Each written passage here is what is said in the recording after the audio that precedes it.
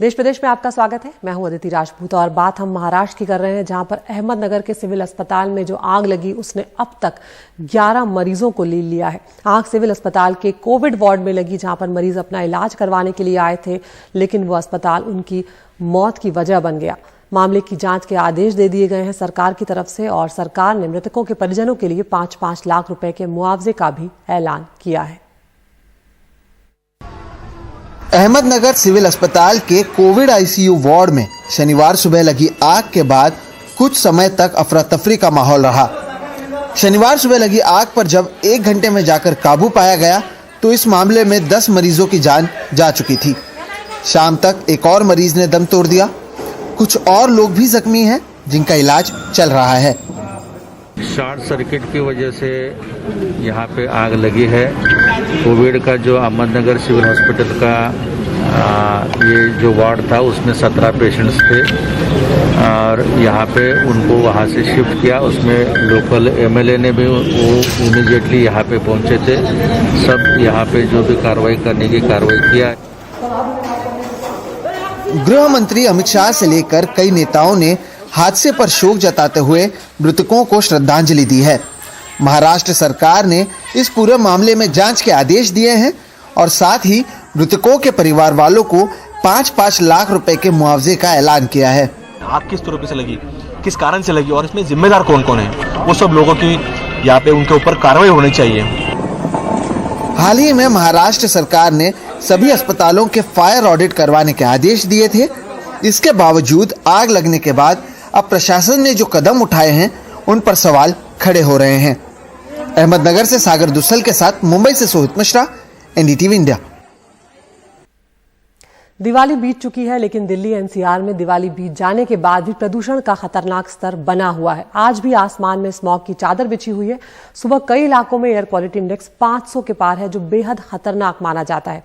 Anand Vihar, Shahdara, Wazirpur, Pusa road, Noida, Ghaziabad समेत कई इलाकों में सबसे ज्यादा प्रदूषण है। बीते 5 सालों में दिवाली के बाद ये प्रदूषण का सबसे ज्यादा खतरनाक स्तर है। ऐसे में यहाँ पर सांस से जुड़े बीमारी के जो मरीज हैं उनको बेहद परेशानी झेलनी पड़ रही है।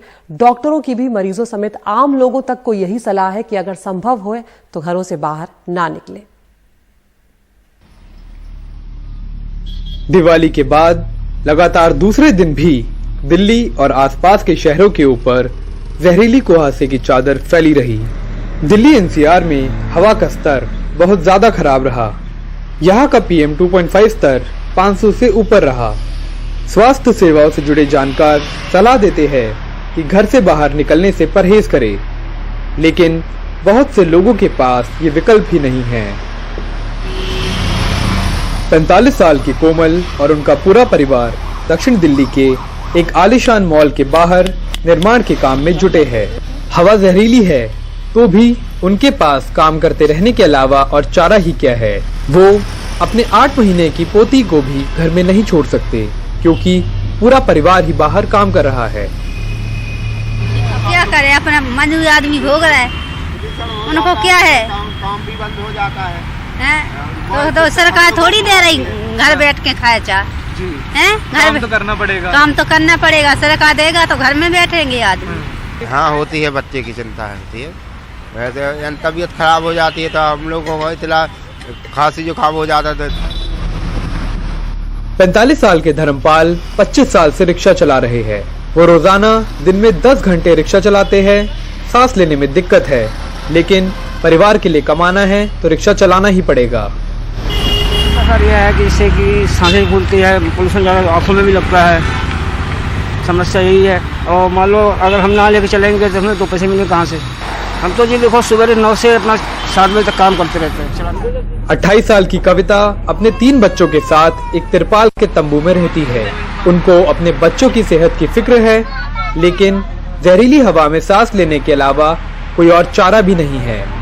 बच्चों को क्या बुखार सर्दी आ जाता है, वही उसी में दिखाना पड़ता है। कोई हम लोग इतने बड़े आदमी तो है नहीं, कोई रूम किराया से ले उसमें रह सके अंदर। पेट पालना तो करना ही पड़ेगा। स्वास्थ्य सेवा विशेषज्ञों का मानना है कि बहुत देर तक प्रदूषित हवा में सांस लेने से कई बीमारियां हो सकती है। हमें समझना होगा कि वायु प्रदूषण सिर्फ सांस लेने पर ही असर नहीं डालता, बल्कि ये जहरीली हवाएं हमारी उम्र भी कम करती हैं। इस वातावरण में बाहर मेहनत का काम करने से सेहत पर बुरा असर तो पड़ता ही है। यूनिवर्सिटी ऑफ शिकागो की air quality life index report का अनुमान है कि अगर दिल्ली की हवा का स्तर WHO के तय पैमाने जितना हो जाए तो यहाँ रहने वालों की उम्र में 10 साल का इजाफा हो सकता है। दिल्ली सरकार ने प्रदूषण से निपटने के लिए पानी के छिड़काव जैसे कई इंतजाम किए हैं, लेकिन सवाल ये है कि इनसे दिल्ली की जहरीली हवा कितनी साफ होगी। इमरजेंसी मेजर के रूप में दिल्ली सरकार की तरफ से दिल्ली की सड़कों पर जो है पानी के छिड़काव का जो है काम शुरू किया गया है और बड़ी स्मॉग गन लगाई गई हैं। 92 ऐसी कंस्ट्रक्शन साइट जो पिछले दिनों जब हमने इंस्पेक्शन किया था और जहां पर वायलेशन पाया गया था, उन 92 साइट्स को बैन करने का, सील करने का आदेश जारी कर दिया गया है। दिल्ली में फैली जहरीली हवा को देखते हुए स्वास्थ्य विशेषज्ञ लोगों को यही सलाह दे रहे हैं कि जितना हो सके घर से बाहर निकलने से बचे। लेकिन समाज का एक बहुत बड़ा तबका ऐसा भी है जिसकी रोजी रोटी घर से बाहर निकलने पर ही चल पाती है। उन लोगों के लिए प्रदूषण तो डरावना है ही, लेकिन भूख उससे भी ज्यादा डरावनी है। कैमरा पर्सन मोहम्मद मुरसलीन के साथ में अक्षय डोंगरे, एनडीटीवी इंडिया। और ये बात हम सब जानते हैं कि इस प्रदूषण और इस जहरीली हवा की वजह सिर्फ पटाखे नहीं है, कई और वजह भी हैं, जिसमें से एक बहुत बड़ी वजह पराली जलाना है। सरकार और प्रशासन की तमाम कोशिशों के बावजूद पंजाब और हरियाणा में पराली जलाने की घटनाएं लगातार हो रही हैं, नहीं रुक पा रही हैं। पिछले 2 दिनों में अगर आपको बताएं तो पराली जलाने की 8,300 से ज्यादा मामले सामने आए हैं। हरियाणा के कैथल में तो कृषि विभाग के अधिकारियों को जाकर कई जगहों पर पराली को बुझाना पड़ा है क्योंकि किसान मान नहीं रहे थे। दिवाली के एक दिन बाद देश की राजधानी में बढ़ते प्रदूषण स्तर से हर बार की तरह इस बार भी सबका ध्यान पंजाब और हरियाणा के राज्यों में पराली जलाने की समस्या पर गया। हर साल की तरह जगदेव सिंह जैसे किसानों ने अपने खेतों में धान की पराली जलानी शुरू कर दी है। हालांकि वो ये बात मानते हैं कि आग से निकलने वाला धुआं सेहत को नुकसान पहुंचाता है, लेकिन साथ ही सरकार की इस बात पर आलोचना भी करते हैं कि वो पराली के प्रबंधन के लिए आर्थिक सहायता नहीं दे रही है। पिछले 3 साल से सरकार पराली जलाने के बारे में बात कर रही है, लेकिन उससे निपटने के लिए हमें मुनासिब मुआवजा नहीं दे रही है। इस साल पराली जलाने के करीब 28,792 मामले आए हैं। 5 नवंबर 2019 तक 38,053 मामले आए थे और साल 2020 में इस दिन तक 39,122 केस हुए थे। पंजाब में शुक्रवार को 5,327 घटनाएं हुई हैं, जो इस मौसम में एक दिन की सबसे ज्यादा थीं। इस साल 5 नवंबर के 5,327 मामलों के मुकाबले में 2019 में इसी दिन करीब 6,668 केस थे और 2020 में 5,036 मामले दर्ज हुए थे। पंजाब में धान के करीब 70% फसल काटी जा चुकी है।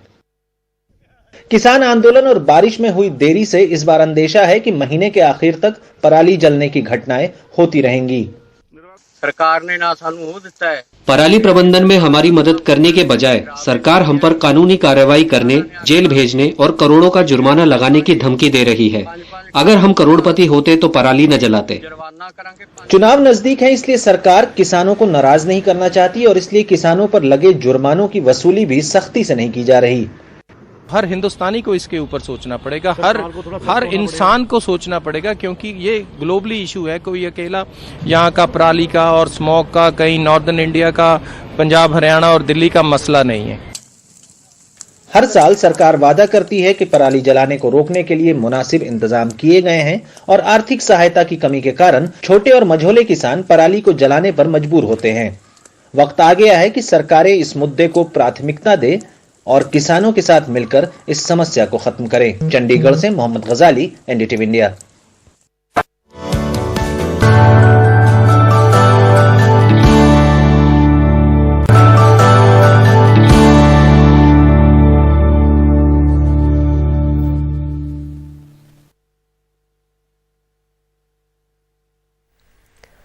हरियाणा के रोहतक में बीजेपी नेताओं को बंधक बनाए जाने की घटना के विरोध में बीजेपी के नेताओं ने विरोध प्रदर्शन किया। इस दौरान सांसद अरविंद शर्मा ने बयान देते देते काफी विवादित बातें कही।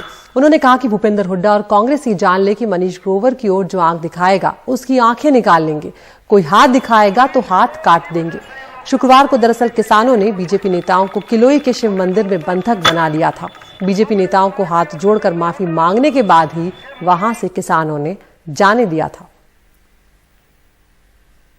कांग्रेस पार्टी और दीपेंद्र हुड्डा के मनीष ग्रोवर की तरफ अगर कोई आंख उठेगी उसकी आंख निकाल लेंगे, हाथ उठेगा तो उसके हाथ को काट लेंगे, इसको कोई छोड़ेंगे नहीं।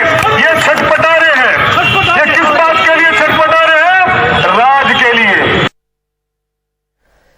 बिहार में की बात करते हैं अब, जहां पर जहरीली शराब से हो रही मौतों का सिलसिला थम नहीं रहा है और अब इस मुद्दे पर बीजेपी और जेडीयू में ठन गई है। बीजेपी के नेता संजय जायसवाल ने मुख्यमंत्री नीतीश कुमार से मांग की है कि शराबबंदी कानून की समीक्षा की जानी चाहिए। उन्होंने कहा कि जहां पुलिस के सहयोग से शराब बिकती है वहीं जहरीली शराब से मौत की घटनाएं नहीं होती है। वहीं जेडीयू नेता राजीव रंजन उर्फ ललन सिंह ने कहा कि ये कानून है और ये रहेगा। पूर्वी चंपारण की बात, मेरा मानना है कि एक पूरा इस कानून की सफलता आज 5 साल 6 साल हो गया। जरूर इस पर एक विचार और जरूर इस पर एक सोच होनी चाहिए। जहां पर मजबूती से पुलिस काम कर रही है वहां पर कुछ घटनाएं हो रही हैं, क्योंकि वो लोकल स्तर पर 3 नंबर का काम करने के कारण हो रहा है। जहां घटनाएं नहीं हो रही हैं, खास करके अगर मैं पूर्वी चंपारण की बात करूं जो मेरा भी लोकसभा क्षेत्र का हिस्सा है, तो जो स्थितियां हैं वह भयावह हैं। कहीं ना कहीं पुलिस प्रशासन का सहयोग से पूर्वी चंपारण में शराब का काम चल रहा है और जहां 1 नंबर का शराब प्रशासन के सहयोग से चल रहा है वहां पर जाहिर बात है कि इस तरह की घटनाएं नहीं होती हैं। लागू रहेगा, जो लोग मर रहे हैं उसके लिए क्या करे सरकार? जो उसकी जांच हो रही है, उसकी जांच हो रही है कि क्या हुआ है। आप देखे नहीं गोपालगंज में हुआ था जहरीली शराब कांड, तो कितने लोगों को सजा हो गई। उदाहरण देख नहीं रहे हैं। जांच के नाम पर हत्या के लिए कानून फांसी बना हुआ है, फिर भी लोग हत्या करते हैं कि नहीं? पकड़ाते हैं तो फांसी होती है।